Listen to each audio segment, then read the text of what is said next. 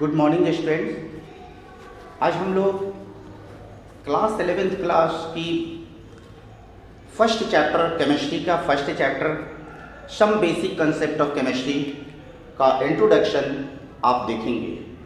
बहुत सारे बच्चे के स्पेशली डिमांड आ रहे थे कि केमिस्ट्री का क्लास आप लीजिए ऑनलाइन, जिसकी वजह से हमने कोशिश किया कि अभी 12th क्लास की क्लास चल रहे हैं और जो भी डाउट हो आप कमेंट बॉक्स में लिख करके भेज देंगे। जो भी प्रॉब्लम आपसे क्रिएट करता हो और केमिस्ट्री में नहीं बनते हैं तो आप उसको लिख करके भेज देंगे। देखिए, some basic concept of chemistry class 11th class का आपकी स्टार्ट कर रहे हैं। क्लास 11 केमिस्ट्री चैप्टर केमिस्ट्री में कोविड-19 की वजह से कोई भी केमिस्ट्री क्लास 11th क्लास में अभी तक कोई सीबीएसई ने चेंजिंग नहीं किया। 12th क्लास में कुछ सिलेबस चेंज किए, तो तब तक हम लोग इसी को ओरिजिनेट मान करके चलेंगे। फर्स्ट चैप्टर है some basic concept of chemistry.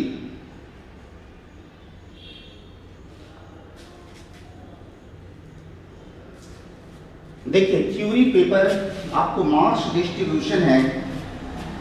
अब क्लास 10th से आप 11th में चले आए हैं। अब 11th और 12th के बेस पर भी आपके सारे कंपटीशन होते हैं। जैसे 11th में जो सिलेबस हैं और 12th के सिलेबस इंक्लूड कर देंगे तो वही IIT जीमेंस के सिलेबस बन जाते हैं और वही नीट के सिलेबस हो जाते हैं। आप देखेंगे theory paper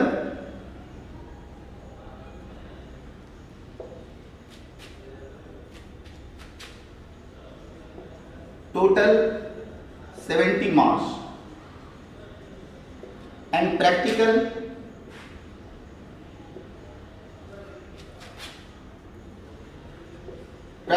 paper total 30 marks. और ये टोटल मार्क्स जो हैं वो 100 मार्क्स का आपकी केमिस्ट्री पेपर है।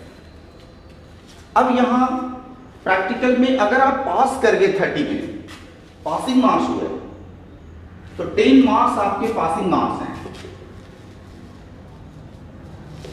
इन प्रैक्टिकल एग्जामिनेशन।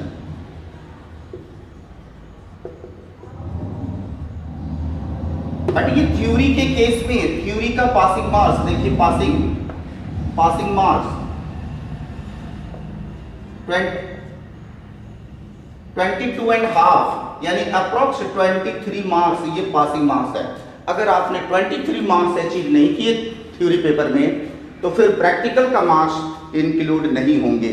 10th जैसा इसका एग्जाम नहीं है, आप ध्यान से रखेंगे। क्लास 11th में आपको थोड़ा पढ़ना ज़्यादा पड़ेगा, क्योंकि 10th क्लास में आपको केमिस्ट्री में सिर्फ 5 ही चैप्टर थे और क्लास 11th में आपके 14-15 चैप्टर मिल जाएंगे और सभी बड़े बड़े चैप्टर हैं। लेकिन आपको इस टेक्निक से पढ़ाएंगे जिसमें से जरा सा भी प्रॉब्लम नहीं होंगे। अब आप थोड़ा ध्यान देंगे, some basic concept of chemistry में जो बेसिक पॉइंट है आप इसको देखेंगे। अगर आप केमिस्ट्री क्लास 10th में जरा सा भी नहीं पढ़े होंगे, कोई भी नॉलेज नहीं होगा, उससे कोई घबराने की बात नहीं। आप यही समझेंगे कि केमिस्ट्री के लिए आज से आपका लाइफ ABCD स्टार्ट हो रहे हैं। अब जैसी बात आती है तो सबसे पहले ये चीज एटम, कि व्हाट इज एटम। फिर ये बात आ जाती है कि molecule, what is molecule, atom, molecules,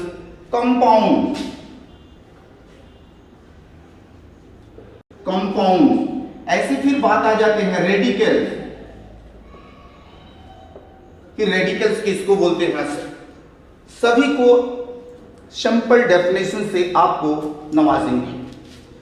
best quality का डेफिनेशन जो सिंपल वे में आपको याद हो जाएंगे। लेकिन कंसेप्ट आप लेंगे कि सबसे पहले कि एलिमेंट किसको बोलते हैं, मिक्सचर किसको बोलते हैं, कंपाउंड किसको बोलते हैं, मॉलिक्यूल्स कैसे हो जाते हैं और कैसे इसके फार्मूला लिखते हैं और कैसे फिर केमिकल रिएक्शन बन जाते हैं, फिर ये रिएक्शन कैसे बैलेंस कर लेते हैं। अब आप देखेंगे कि जैसे आपको ने हम बताए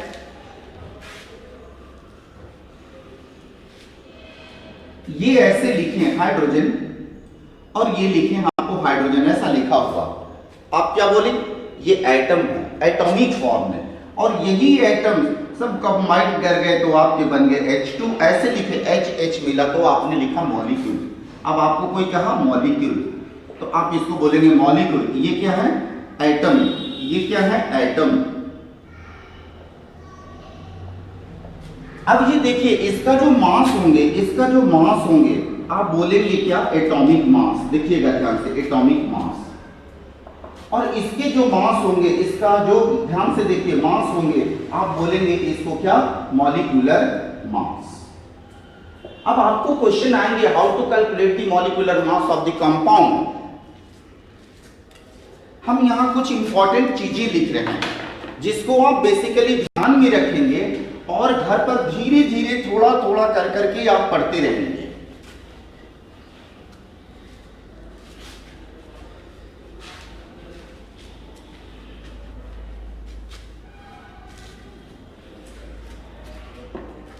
ये देखिए यहां पर लिखें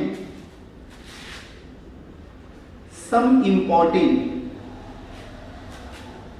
इंपॉर्टेंट एलिमेंट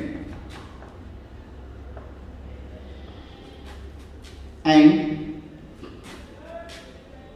their valency।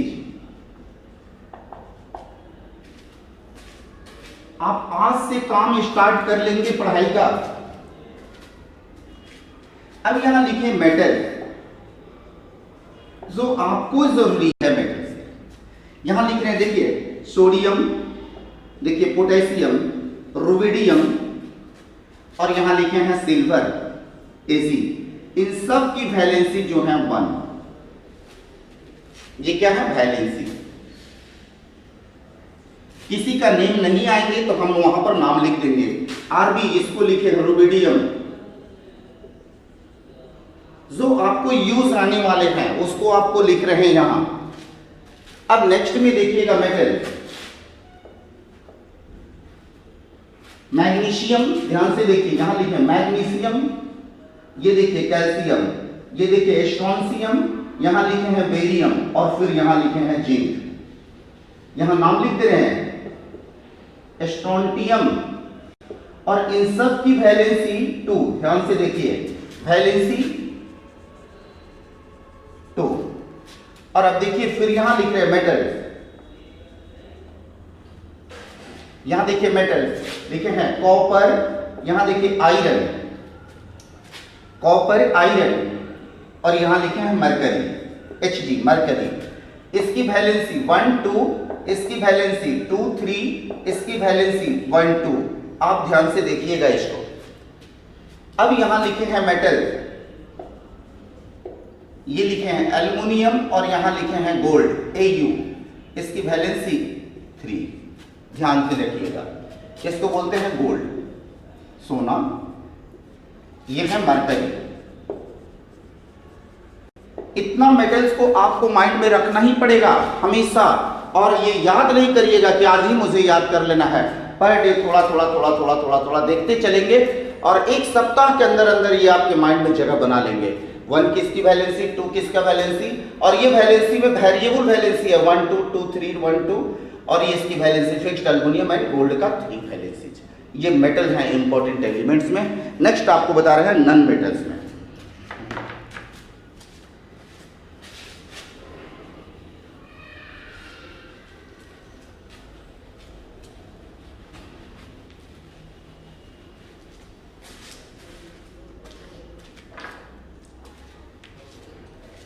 अब देखिए नॉन मेटल,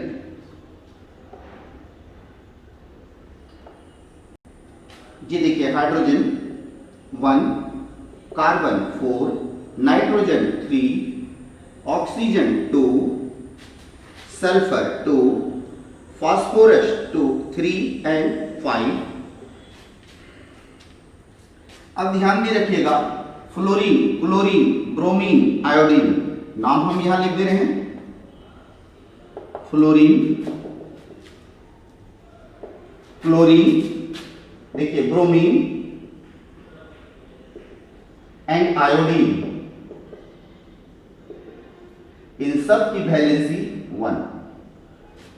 अब एक नोट में आपको लिख रहे हैं जो बेसिकली आपको जानना ही जानना जरूरी है।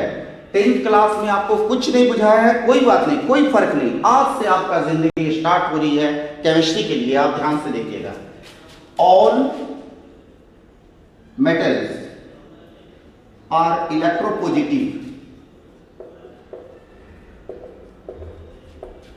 Electropositive in nature. एंड देखिएगा, all non metals are electronegative